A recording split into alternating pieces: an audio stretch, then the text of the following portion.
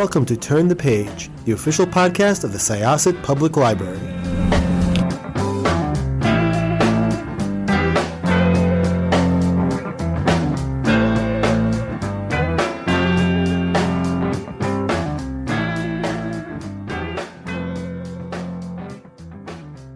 Hello, everybody. This is Evelyn Hershkowitz, Reader Services Librarian from the Syosset Library. You're on Turn the Page podcast. And today we have with us, I'm pretty sure she's a Long Island author. Am I correct? I am.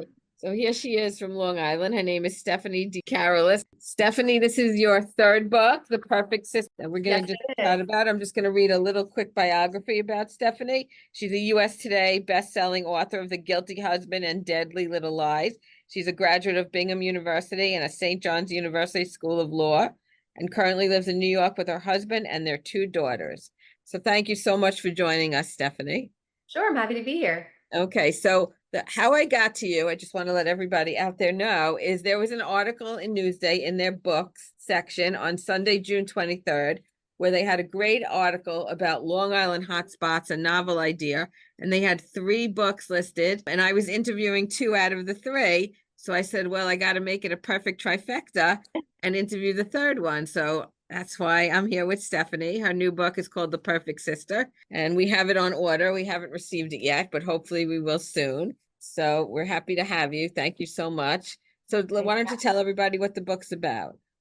So in a nutshell, this book is about a girl who goes out to the Hamptons to get a summer job, and she goes missing. And her sister is following the only clues that she's left behind and to see if she can track her down. And while she's out there, she meets a family, the Blackwell family that she's staying with. And it seems that they all have something to hide. So she's trying to kind of work backwards and put together the pieces of what happened to her missing sister.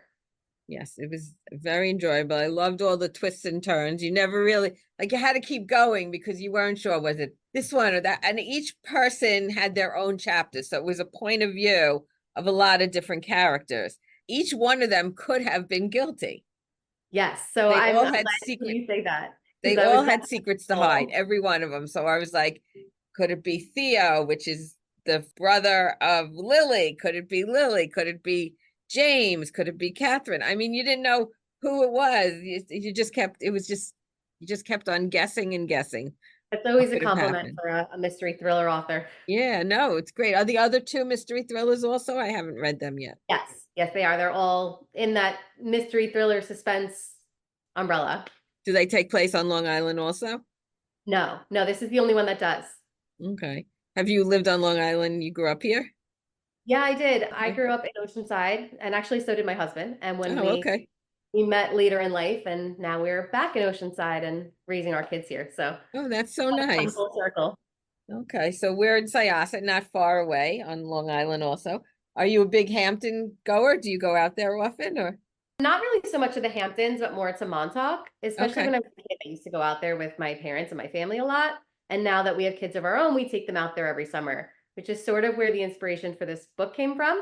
So it was one of our trips out to Montauk. And I knew that I was kind of getting into the mindset where I wanted to start thinking about a third book. And as we were driving through the Hamptons, I was kind of looking at all the houses and all the big mansions and estates out there. And I thought this would just be the perfect place for a thriller. I think this would be great. You know, everybody's already thinking what goes on behind those closed doors. So it started my wheels turning from there. Did you have to do any research? Oh, unfortunately for me, I had to take a trip out to the Hamptons. It was very lovely. I know, it's really tough. It's really, really tough to have to go out there. I know. We're going in a couple of weeks to Montauk, so I'm really looking forward to that. Always beautiful, always a good time. And your cover, I love the cover of your book. It's great. Thank Perfect you. Sister, the cover, her walking on the beach. Was it an actual picture taken out in Montauk, or? I don't think so. They had sent me a couple of mock-ups of different covers, and this one was the clear winner. This was the one that kind of resonated with everybody. Right. And I think it fits the book very well. It kind of has that atmospheric feel to it. Yeah, it absolutely does. It's a great cover. I also listened to the book. Have you listened to the audio at all? I haven't. So I did the auditions with the voice actors. So I heard clips of them, but I haven't actually listened to the whole thing through yet. Yeah. Every character has a different actor. They do. And I thought they did it such a great job with the voice actors choosing people who really fit with the characters. Hmm. I haven't listened to it through yet. For me, I get a little bit nervous when the book first comes out and I won't read it and I won't listen to it. I kind of just let it be for a little while before I'm brave enough to go back into it. No, it's great with all the different characters. They all do a fabulous job. I love a full cast audiobook. So those of you who like audiobooks, I highly recommend it. It's really a great audiobook. Amazing. Maybe I'll have to give it Yeah. a listen sooner or Yeah, no, later. you got to listen. Take a little walk and just listen to it. It's fabulous. It really, really is. So I have a question that I've been meaning to ask a lot of authors. How come so many lawyers turn to writing books? Do you have any idea? I don't know, but it is a very common theme. I actually just did a author panel out in Bookhampton Oh, around the release of the book, and I was there with Kimberly McWright, and she is a former lawyer too, and we were laughing about it. We said the author community seems to be like a lot of recovering lawyers. right. Well, we Our had second Alyssa Friedland here last week, and Brenda Janowitz showed up, and they're both lawyers, and now they're writing. Lisa Scottolini is one of the best. You know, she was an author, a lawyer before she was an author, also. It's just, it seems that I guess you do have to write to be a lawyer. Yeah, for sure. There's a lot of writing involved and there's a lot of organization, which for me really helps in the novel plotting process. Hmm. This is a marathon. It's not a sprint when you're writing a novel. It takes a really long time. It takes a lot of discipline and it takes a lot of organization. And I feel like those are all skills that you kind of hone while you're practicing law. So I think it made the transition easier. But as for why so many of us choose to go into creative writing, I really couldn't say. Right, right. Oh, it's just so many. I mean, it's wonderful. Thank you all for choosing to do that because we've gotten so many great books. So I'm assuming you're a planner. Yes, You have an outline. You absolutely. knew what the end was going to be before you started Yes. writing. I'm a very meticulous planner, so I have very, very detailed outlines. They're color coded. It's a whole system. And then I start writing and then I don't follow it. um, Okay. Kind of what happens is I feel like the characters take over. You get into a scene and then it really gets your wheels turning. Oh, this is what should happen next. Or wouldn't it be cool if this happened? And I just kind of do it on the spot and then I have to readjust that whole outline that I've spent now weeks making. But yeah, it kind of is it becomes a loose outline and it almost becomes a starting point. So yes, I outline, but things always inevitably change during the writing process. So for all three of the books that I've published so far, I had an ending planned and it did not end that way all three times. Really? Oh, I'd love Yeah. to know. We're not going to talk about it now because people probably haven't read the book yet while they're listening to the podcast, but I'd love to know what your different ending was for this one. So maybe Yeah, you could sure. tell me off once we're done recording. Sure. Is writing the books, is that your full-time job right now? It is. And this is the first year that I've been doing this full time after I signed with Random House Bantam for The Perfect Sister. I signed a multi-book deal with them. So I've been working on my next one, which will hopefully be out next summer. I don't have a Oh, solid date yet. congratulations. Planning That's for next summer. wonderful. Thank you. So I've been doing that full time and working on marketing and everything for The Perfect Sister. So it's been amazing. It's a great transition and I feel so fortunate that I get to be able to do this now as a job. Like it doesn't feel like a job. This just feels like so much fun. Right, exactly. I understand exactly where you're coming from with that. So any other personal appearances besides being out in the Hamptons at Bookhampton? We had the launch party at Beginnings in Atlantic Beach. Oh, And I've always wanted to go there. oh, it's so amazing. The atmosphere is so great. It's, library themed and there's books everywhere. They even have one of those rolling library ladders and Oh, like a secret wow. bookshelf that you go behind. It's very cool. I know they do Uh, like trivia nights and all that kind of They stuff do. They too. do a lot of theme nights. It was really fun. So we did the launch there, and then we're planning on doing something with Oceanside Library. I don't know how familiar you are with Oceanside's plan, but they're just opening a brand new library that Right. they're opening in September. So I'll be doing something with them in connection with their grand opening. Oh, that's so wonderful. Maybe Yeah. I'll have to come out and check that out. So it would be a lot of fun. We're Mhm. still kind of working on the dates because they're not sure when they're opening yet, but they're Right. looking for September. So fingers are crossed. Oh, that's great. Wonderful. That's nice that you have an affiliation with their library. Yeah, I do a lot with their library. I love Oceanside Library. Like I said, I grew up in Oceanside, so it was a big part of my growing up. And now it's really cool to be able to come back on the other side and be a part of their programs. That's wonderful. So this new book's a mystery. Can you tell us what that one's about or not yet?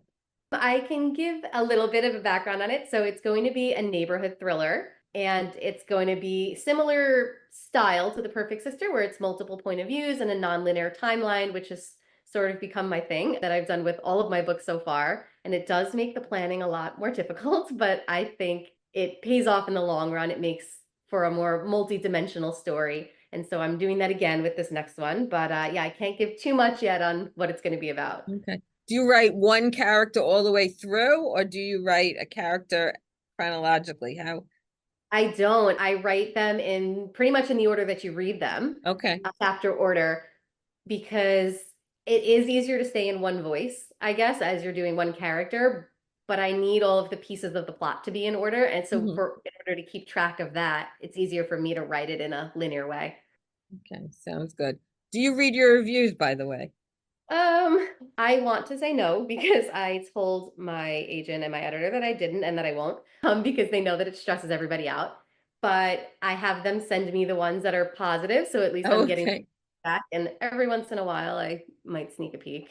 Yeah, no, because it's 4.2 out of 5 on Amazon, which is fabulous. I mean, and on Yeah. Goodreads, lots of positive reviews.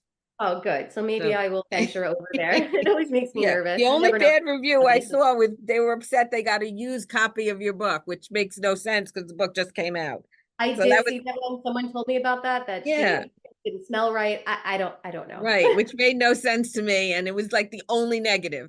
So it It had did make me nothing to laugh do with though, your thinking of actual this book person. writing or anything. Right. It did make me laugh though, thinking of this person sniff testing their book Right, when exactly. They they said it on didn't smell, Amazon. So it didn't nothing smell new. for But then listeners again, out there. wait, There's the nothing book's I been can do out. about the smell. Yeah, it was pretty crazy, but the rest of the reviews are all wonderful. They Oh, really that's so were. nice. So did they interview you for Newsday for this article? Yes. Oh, okay. All good books out in the Hamptons. It was Serendipity, All the Summers in Between, and The Perfect Sister, which is your I book. have all the summers in between on my to be read list. I haven't gotten Oh, to it yet. It did look amazing. and Serendipity was very good also. I liked they picked 3 great books. So That's one more to add to my pile. yeah, exactly. I know. Get Do you to. have a little writing group or anything? I do. So I have two writing friends that were working on their debut at the same time that I was, and we've connected online through this, an online writing group, and we all worked really, really well together. And so they're still the first people that read my books, and it's awesome to be able to have that consistency. They both give amazing feedback, even if it's not necessarily what I want to hear. It helps make my books the best that they are. So I love working with them. And then I have a group of beta readers who are big into mystery, thriller, suspense that I kind of give a test to before I finalize everything. Oh, that's great. Did you start writing during the pandemic? Is that when you started this all? No, it was a little bit before. Mm-hmm. So, yeah, it was 2018 really when I first started writing because I was on maternity leave with my youngest daughter and she was born in 2018.